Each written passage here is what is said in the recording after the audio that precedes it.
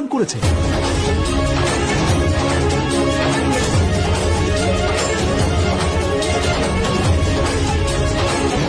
হয়তো এদের পরিবার এদের ত্যাগ করেছে, কিন্তু এদের রাজা রাম এদের ত্যাগ করেনি।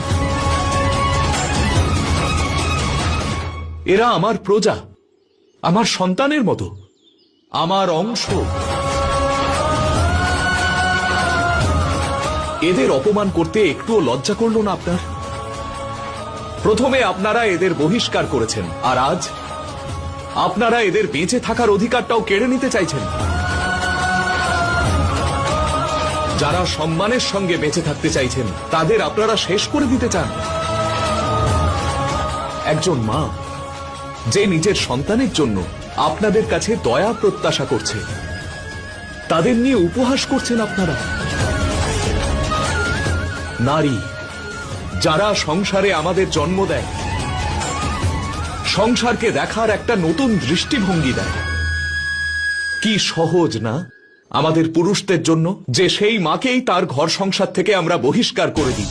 যে স্ত্রী আমাদের ভরসা করে নিজের বাড়ি ছেড়ে আমাদের সঙ্গে থাকতে রাজি হয়। কি সহজ আমাদের পুরুষদের জন্য যে আমরা তাদেরই সন্দেহ করি।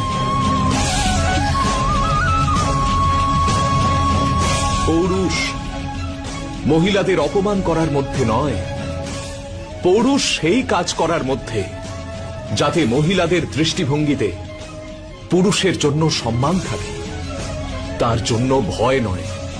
ক্ষমা করুন প্রভু, কিন্তু স্ত্রীর সম্মান ততক্ষণই থাকে যতক্ষণ সে বাড়িতে থাকে। যখনই সে বাড়ির চৌকাঠ লঙ্ঘন করে তখন থেকে সে আর সম্মানের যোগ্য থাকে না। যদি আমি আপনাকে আমার প্রজাদের মধ্যে বিদ্বেষ ছড়ানোর অপরাধে শাস্তি দিই, আপনার বাড়ির মহিলারাই সংসার চালানোর জন্য বাড়ি থেকে বেরোবে, এতে কি তাদের সম্মান চলে যাবে?